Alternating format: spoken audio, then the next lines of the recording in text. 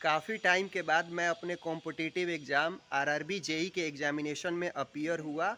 ये मेरा इस साल का दूसरा एग्ज़ाम था। इसके पहले मैं बीपीएससी एग्ज़ाम में अपीयर हुआ हूँ और आज ये वीडियो बना रहा हूँ तो आरआरबी जेई का एग्ज़ामिनेशन कंप्लीट हुए 1 सप्ताह हो गए हैं और आंसर की भी पब्लिश हो चुका है। आरआरबी जेई के एग्ज़ामिनेशन से मैं क्या सीख पाया, क्या एक्सपीरियंस थे, आज के इस वीडियो में आप सबके साथ साझा करूंगा। तो ये वीडियो आपके लिए बहुत ही हेल्पफुल होने वाला है। तो वीडियो को एंड तक ज़रूर देखना, आप बहुत कुछ सीख पाओगे।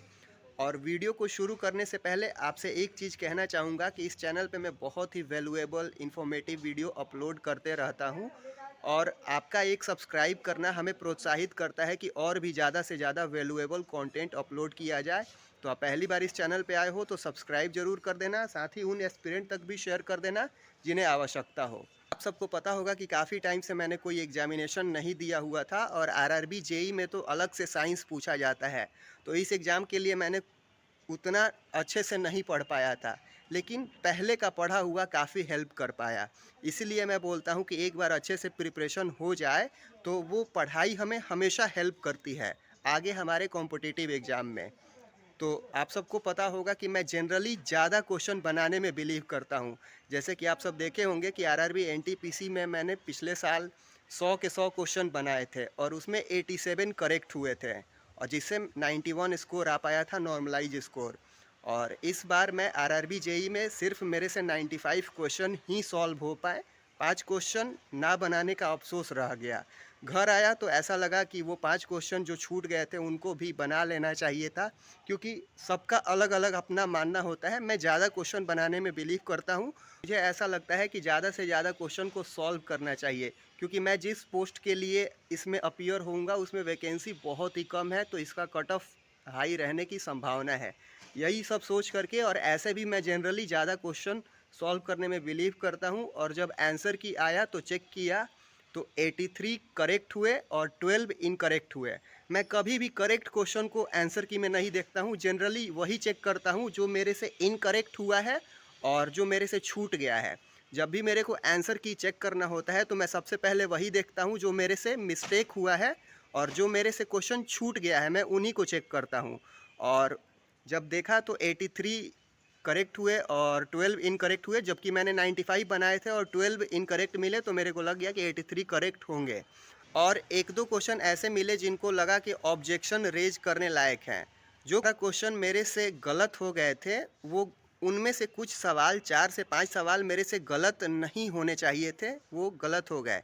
ये मैं हमेशा बोलता हूँ कि अगर एग्जामिनेशन हॉल में कोई डिफ़िकल्ट सवाल, टफ सवाल किसी एस्पिरेंट से छूट जाए या नहीं बनाए, उसमें उसकी कोई गलती नहीं है। लेकिन अगर कोई ईजी सवाल छूट जाता है, नहीं बन पाता है, उसमें उस एस्पिरेंट की गलती है। तो हमें ईजी क्वेश्चन को बचा लेना है। अगर ईजी क्वेश्चन ही अगर हम सारा सॉल्व कर ले, उतने से ही हम एक अच्छा स्कोर कर पाएंगे। और आप सब ने भी नोटिस किया होगा कि एग्ज़ाम में बहुत ज़्यादा मुश्किल सवाल, बहुत हाई लेवल का सवाल, बहुत डिफ़िकल्ट सवाल नहीं पूछा जा रहा है। जनरली मैथ्स एंड रीजनिंग वैसे पूछे जा रहे हैं जो कि बनने लायक हो। मतलब कोई भी एस्पिरेंट जिसने अच्छे से पढ़ाई की है, ठीक से पढ़ा हुआ है, वो मैथ्स एंड रीजनिंग के सवालों को अच्छे से सॉल्व कर लेगा और इवन साइंस के भी सवालों को वो अच्छे से सॉल्व कर लेगा। तो पहले से ही अपने मन में ऐसी धारणा नहीं बना लेनी है, नर्वस नहीं हो जाना है, पैनिक नहीं हो जाना है, घबराना नहीं है कि एग्ज़ाम में क्या पूछ लेगा, ये तो मेरे को पता ही नहीं है, ये टॉपिक मैंने पढ़ा ही नहीं हुआ है।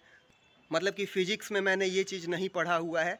यानी कि बहुत सारे एस्पिरेंट एग्जामिनेशन हॉल में बहुत सारी चीज़ों को सोचने लगते हैं कि अरे ये आ गया तो क्या होगा, वो क्वेश्चन आ गया तो क्या होगा, और ये सब सोच के ही वो नर्वस, पैनिक और घबरा जाते हैं।